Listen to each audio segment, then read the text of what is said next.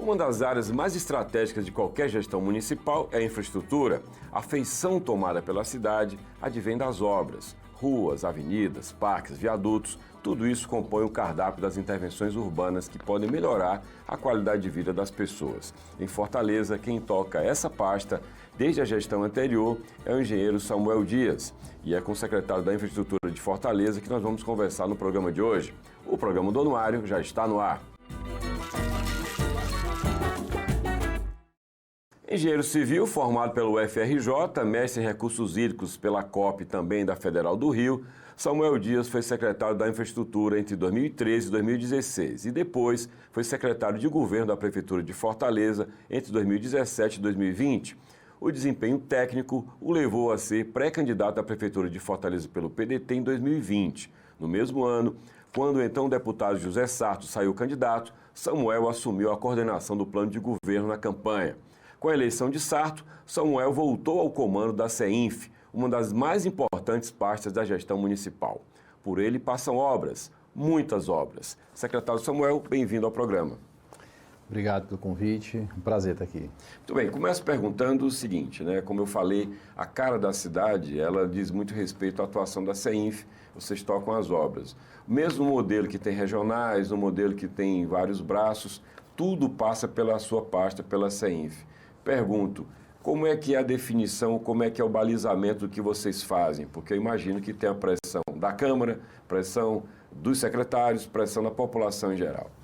O que importa aí é a vontade da população, sem querer ser populista, mas na verdade isso é uma coisa que a gente aprende, sabe, Josélio? Não vem numa receita, pronto, a gente escuta falar, mas é só no dia a dia, fazendo obra, entregando obra e recebendo feedback das pessoas, é que a gente entende o quanto essa vontade da população é importante. Porque, aliás, afinal de contas, são eles que vão usar e se eles não gostarem do que está sendo feito, eles não absorvem, não compram a ideia e a coisa não funciona. Então, tem que ser realmente essa questão de ouvir a população é fundamental. Na Prefeitura de Fortaleza, a partir de 2013, embora nós continuamos tendo as secretarias regionais, e até elas foram mais, foram aumentadas, elas foram mais, estão mais abrangentes, temos 12 regionais, a execução das obras, ela foi, ao contrário, foi centralizada para que a gente tivesse uma padronização e a elaboração dos projetos também, ela é padronizada e é centralizada na Secretaria da Infraestrutura. Então, realmente, a gente tem uma participação lá preponderante nessa questão da definição dos projetos. Tá. E a partir daí que a gente consegue definir padrões para a cidade, mas obviamente sempre em discussão com as secretarias temáticas, como por exemplo, nós fazemos as obras da saúde, fazemos as obras da educação. As obras da educação são definidas pela educação, a gente trabalha o aspecto técnico, o aspecto construtivo, da mesma forma com a saúde, também com a Secretaria da Mobilidade, que é na conservação, então a gente tem essa interface com todas as secretarias. E a partir dessa centralização a gente consegue definir padrões de obras de postos de saúde, padrão de obras de escolas, padrão de obras até de pavimentação de urbanização, como por exemplo a utilização do piso intertravado como sendo... O senhor até anunciou na Rádio Povo CBN que dali em diante, isso foi ano passado, vocês só fariam novas vias com esse piso. Exatamente, foi entrevista até consigo na Rádio CBN que a gente... apresentou já essa decisão do prefeito Sarto em função das experiências que a gente estava tendo e das inúmeras qualidades que tem do piso intertravado em relação ao asfalto, a gente está utilizando já, não tem nenhuma via nova que seja entregue sem que seja já nesse padrão de piso intertravado. Por exemplo, a Sargento Hermínio, a histórica obra da Sargento Hermínio foi concluída agora e o trecho concluído pelo prefeito Sarto, ele é todo em piso de concreto intertravado e as paradas de ônibus com piso em concreto estrutural, que é para aguentar aquela parada do ônibus sem deformar o pavimento. Tá, ou seja, quando a Prefeitura fala na operação asfalto, ela está falando de usar asfalto apenas nas vias que já tem asfalto. A Prefeitura não, desde que foi lançada ainda em maio essa operação, a Prefeitura não passa asfalto onde não havia, é isso? Exatamente. O asfalto ele é utilizado hoje em vias que precisam ser recuperadas, né, que já tinham asfalto, em tapa-buraco, né, que é a operação tapa-buraco, que é a recomposição do asfalto onde ele fica danificado, e também em vias onde a gente já tem a base pronta, né, ou seja, o calçamento, né, onde está calçamentada e está em boa qualidade, é só a camada de asfalto que está faltando para ter uma pavimentação adequada, então é feito o asfalto. Agora, sempre que é preciso reconstruir a via, ou porque ela vai ter que ser demolida por algum motivo, ou instalação da drenagem, alguma coisa assim, ou quando ela já é de areia, de terra mesmo, aí sim entra o intertravado. O custo é muito maior do intertravado em relação ao asfalto? Ele nesses casos em que ele está sendo implantado, ou seja, em que a via precisa ser reconstruída, ou que ela está partindo do zero, ele é mais barato, ele já é mais econômico do que o próprio asfalto. Tem um conforto térmico, né? Tem as virtudes desse tipo de piso, né? Conforto térmico, facilidade na manutenção, isso é fundamental. É mais impermeável também, imagina. Ele é um pouco mais permeável, então ele se dá melhor com a água, digamos assim, não existe, a água dissolve tudo, né? Tá. Então, existem estruturas que estão melhor com água e pior. A gente já sabe que o asfalto, quando chove, a gente tem um problema generalizado, assim, na verdade pontual, em alguns locais onde a água se acumula, o asfalto não aguenta, né? O intertravado, ele é mais resiliente a esse tipo de problema. Tá. Então, é um piso bem mais indicado para cidades. Tá, eu falei permeável, não tu falha, ele é mais permeável. Com relação ao asfalto, né, é clássica a cobrança das pessoas, claro, quando o asfalto é ondulado, quando o asfalto é ruim. Pobre asfalto, ele é o menos culpado pela baixa qualidade da pavimentação quando há. Estou falando de uma base ali. O que é que a gente precisa, secretário, para que nós tenhamos uma qualidade de pavimentação melhor na cidade? A operação asfalto, a operação tapa-buraco, quando ela é feita, é um paliativo, para resolver o imediato. O que é que a gente precisa fazer para a cidade não ter mais problema em 2024 para frente? A gente precisa fazer o que a gente já vem fazendo desde 2013, né? Todo projeto de vias novas ou que vias estão sendo reformadas, a gente estabelecer um padrão de qualidade nessas obras. Vou dar um exemplo, a Avenida Alberto Craveiro, próximo ao Castelão, foi construída em 2013, em 6 meses para a Copa. Na verdade, nós terminamos ela já para a Copa das Confederações. Que foi 2013. Né? Foi 2013. Então, ela foi uma via feita num tempo recorde, né? Até hoje, eu nunca tive uma obra que fosse feita num prazo tão exíguo. Entretanto, ela nunca foi recapeada e não tem um buraco.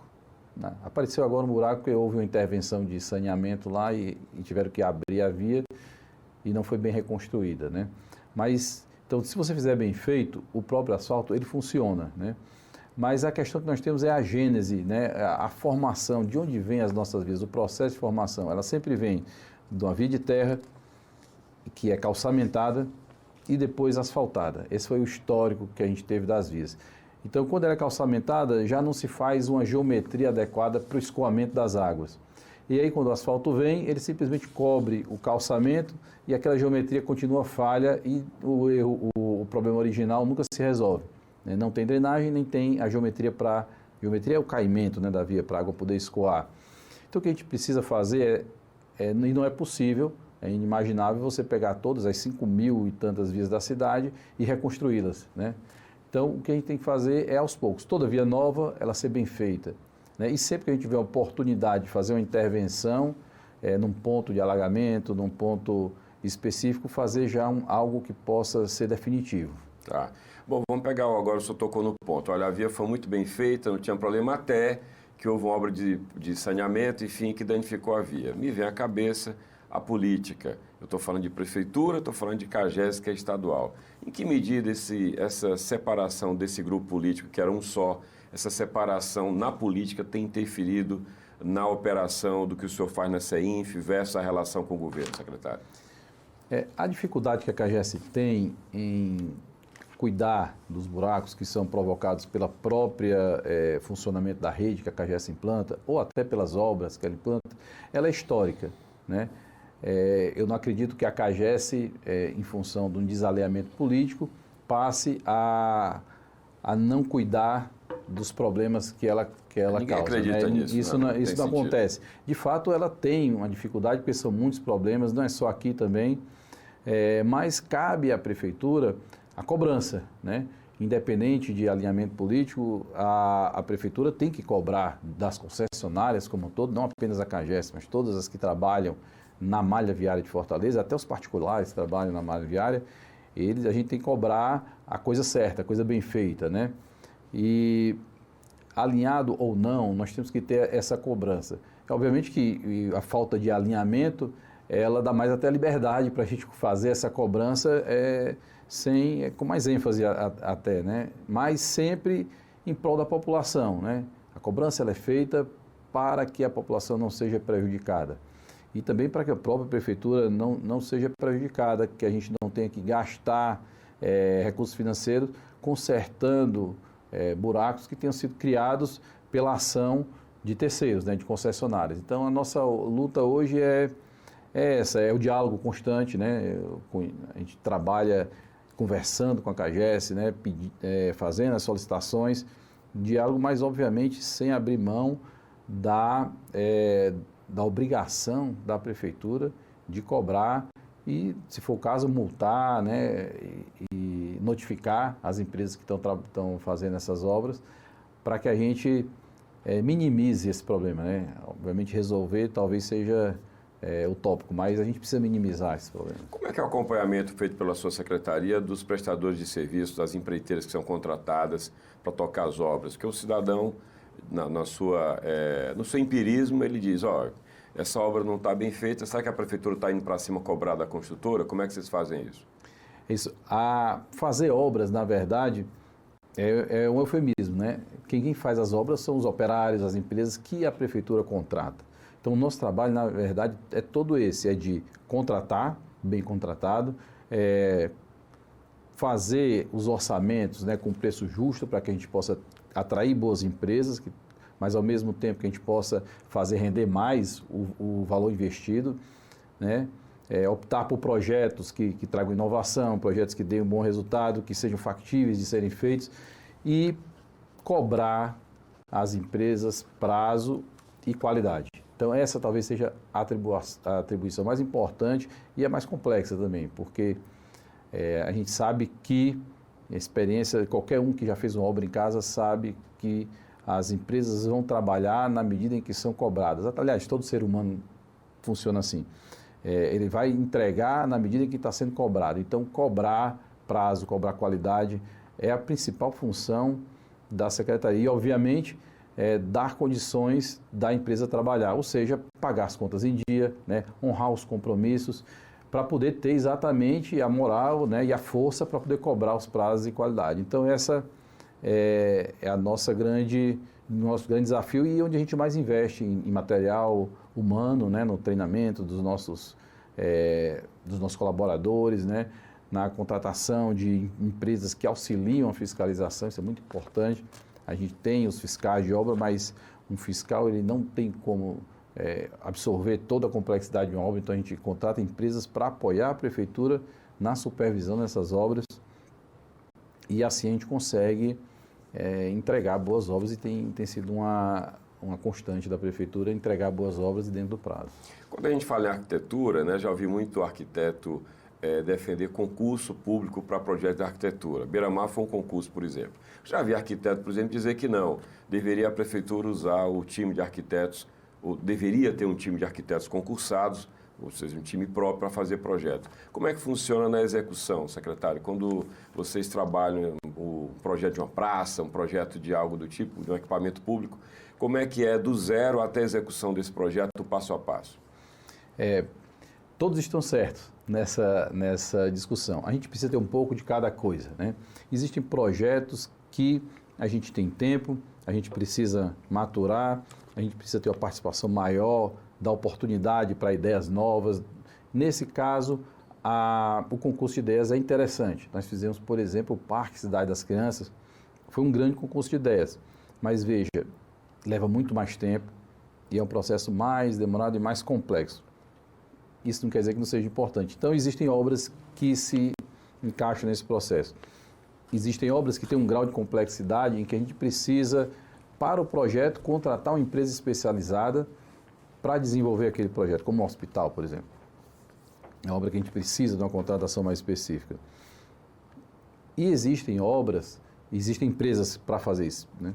E existem outras obras em que a própria equipe da prefeitura pode dar vazão a essa demanda, e são demandas constantes, são muitas demandas, e a gente precisa ter um time dentro de casa para estar dando vazão a isso no dia a dia. Reforma de praça, reforma de posto de saúde, praças novas, areninhas, que é coisa que a gente já domina, já domina essa técnica, então a gente usa as nossas equipes. Então, tem que ser um misto de cada coisa, né? Um pacote de serviço. Bom, a CEINF, que a gente falou no começo, ela é executora, né? As obras são definidas, tem o orçamento da prefeitura, tem as demandas de cada regional, mas vocês centralizam esse trabalho de executar as obras. Então, pergunto ao senhor, voltando àquele ponto original, dentro desse jogo de interesses legítimo, né? O regional vai puxar para lá uma proposta, um projeto, a comunidade pressiona o seu vereador para que aquela obra saia. Como é que isso chega para a CEINF? Vocês chegam para executar, né? Essa cobrança chega também à porta da CEINF, imagino que seja para agilizar uma eventual obra já em andamento, mas não para definir que ela vai ser feita. Né? A demanda chega à secretaria a partir das secretarias regionais, como são demandas basicamente de pavimentação, de novas vias, né? Chega através de lideranças, vereadores, que é perfeitamente legítimo. A gente não pode esquecer que os vereadores, eles são voltados dentro do bairro, né? Eles conhecem o bairro, muitos deles moram no bairro, e as demandas que eles trazem sempre são demandas legítimas de quem ele está representando. Então, tem que ser absorvida essas demandas. E, obviamente, são muitas demandas, nem todas podem ser atendidas ao mesmo tempo. Então, a gente cria com relação a essas demandas mais populares, a gente tem uma espécie de hierarquização, né? Qual a população que está sendo atendida, qual é o nível de comprometimento, por exemplo, da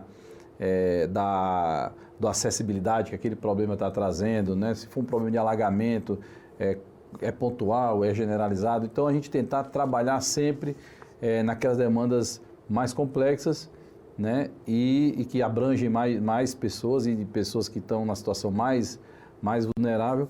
Ou também, por outro lado, também demandas estratégicas, que são aquelas que são os grandes investimentos da cidade, que vão gerar emprego, renda, mobilidade, os grandes corredores de transporte. Então, isso é uma outra etapa. Então, essas demandas de bairro, elas têm que ser hierarquizadas, a gente tem que ter essa sensibilidade de perceber, entender o que é que a gente pode fazer de forma mais rápida e resolvendo o máximo possível, atendendo o máximo possível de pessoas. E, na dúvida, é só fazer uma pergunta: em que nível essa obra vai contribuir para diminuir a desigualdade na nossa cidade? Essa é uma pergunta que sempre vai lhe apontar para a decisão correta. Vou pegar o caso Heracto Graça, né, que é um problema histórico da cidade, e o senhor está tocando essa obra lá na Heracto Graça, que eu vou resumir aqui, é um grande piscinão subterrâneo, que faz o papel que o rio fazia, que um dia a gente ocupou indevidamente, acho que o rio Pajeú, e aí gerou aquilo que Heracto Graça é quando chove.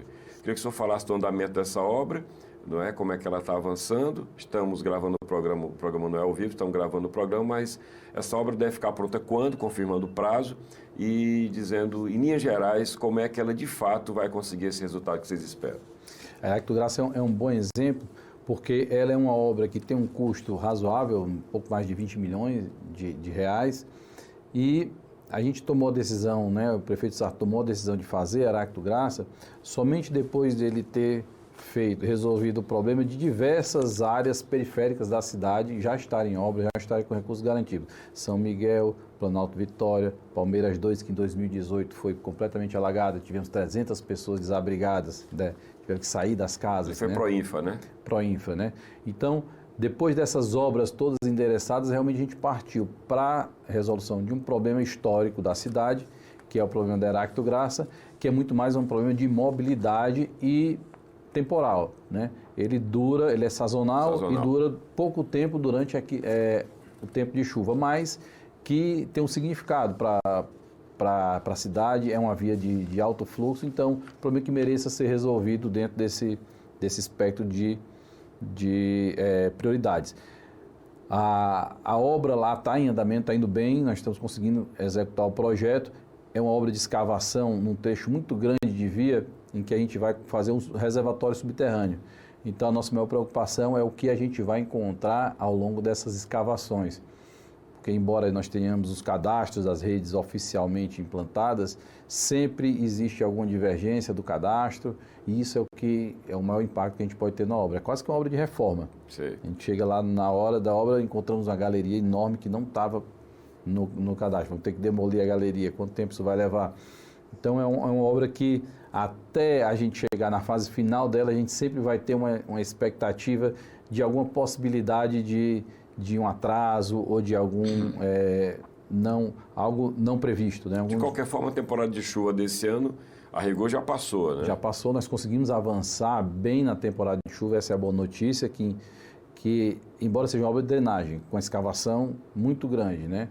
E que é muito impactada pelo período de chuvas, a gente conseguiu avançar bem, cerca de 25% já da obra, a gente já conseguiu andar na época de chuva e agora começa o tempo seco, que é onde nós vamos realmente finalizar a obra e a nossa previsão é até dezembro desse ano, segundo semestre, ela já está funcionando para que a gente em janeiro já colhe os frutos dessa intervenção e no próximo ano a gente já não tenha mais os alagamentos que acontecem na Heráclito Graça. Um marco dessa gestão do prefeito Sarto foi conseguir terminar um projeto muito antigo, que é a Avenida Sargento Hermínio. Por que uma obra pública demora tanto? Eu imagino que todos os prefeitos que passaram por lá quiseram terminar essa obra logo e não terminaram. O que foi mais determinante para essa demora, secretário? A Sargento Hermínio é um caso, digamos assim, sui generis, né? Porque acho que tudo de problema que podia acontecer numa obra aparece por lá. Eu disse para você aqui no início do programa que nós fizemos a Alberto Craveiro, né, que tem aproximadamente 3 quilômetros, uma duplicação com rede de energia, com a rede subterrânea lá passando de cabos de comunicação importantes na cidade, uma rede 69 gigante que passava ali na Sargento Hermínio, teve que ser completamente desviada. Num tempo de chuva, nós trabalhamos e conseguimos fazê-lo em 6 meses, com desapropriações também, teve que ser feito, e conseguimos entregar. Em 6 meses ela foi entregue. Mas na Sargento Hermínio, foram problemas que foram se acumulando ao longo do tempo e sem resolutividade. E ela foi anunciada ainda ela foi anunciada pelo Juraci, né? Muito tempo depois a Luziane iniciou, fez um pedaço, aí parou, e não houve aquela continuidade, né? Vamos desapropriar para depois fazer. E aí, na época do Roberto Cláudio, ele chegou a gente não tinha recursos financeiros para tocar a obra. O senhor era secretário do era secretário de Infraestrutura. Então, ele não entrou no primeiro mandato como uma das prioridades porque não havia recursos financeiros. O valor a ser pago pela desapropriação era maior do que o da obra.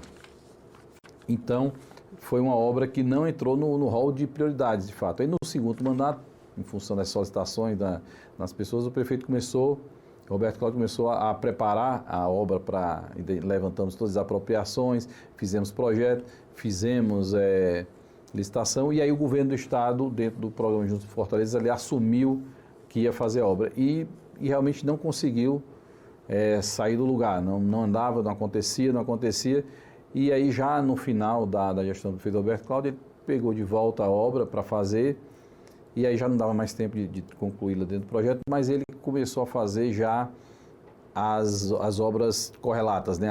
As obras que ficam de drenagem, que ficam no entorno da obra. E aí o prefeito Sarto recebeu essa incumbência de terminar a obra, de fazer todas as desapropriações, e aí nós sentamos e fizemos a coisa bem organizada, planejada, trabalhando primeiro as desapropriações, todas as indenizações, separamos os recursos financeiros para isso, fizemos todas as desapropriações, depois de liberada a obra, liberado a área da obra, ela andou dentro de um cronograma normal.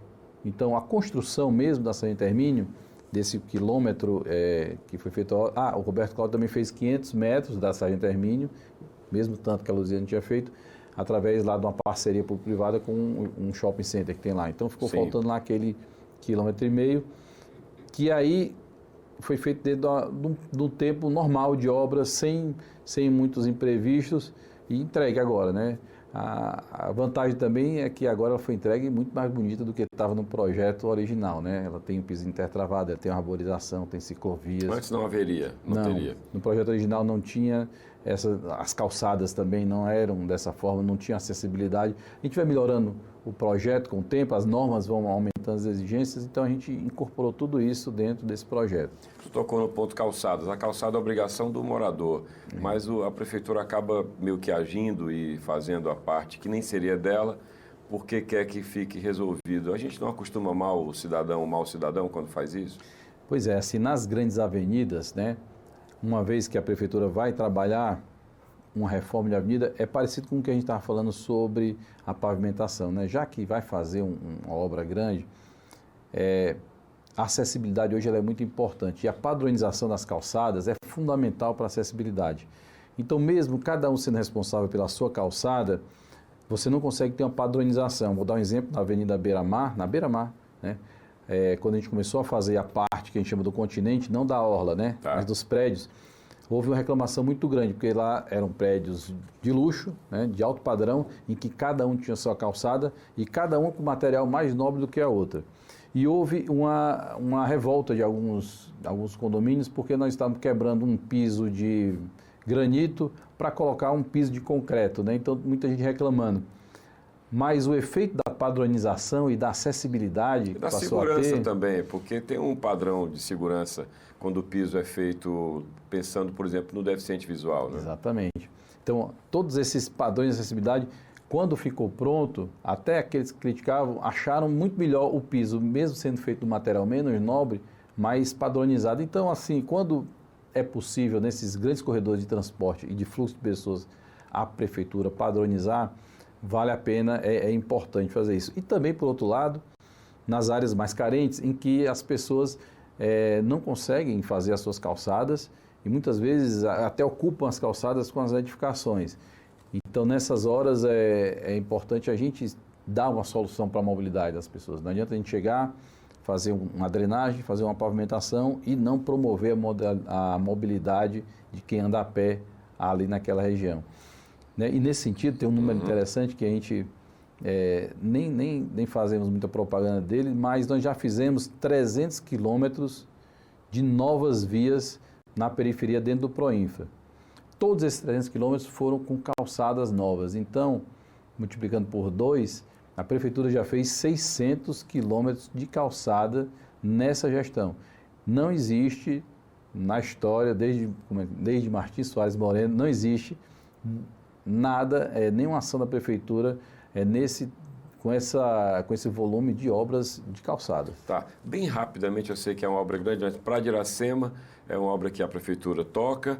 Vocês, inclusive, na política, a ponte entrou nessa questão, vocês passaram a assumir a ponte. Dentro da Praia de Iracema, é o edifício São Pedro, que é um edifício privado, mas a prefeitura disse, vamos demolir por segurança, depois a gente cobra dos proprietários. Eu não sei se nesse dia que vai ao ar o programa já foi feito o acordo. Em linhas gerais, Praia de Iracema, rapidamente, qual é o andamento, o que é que o senhor espera de lá como conclusão?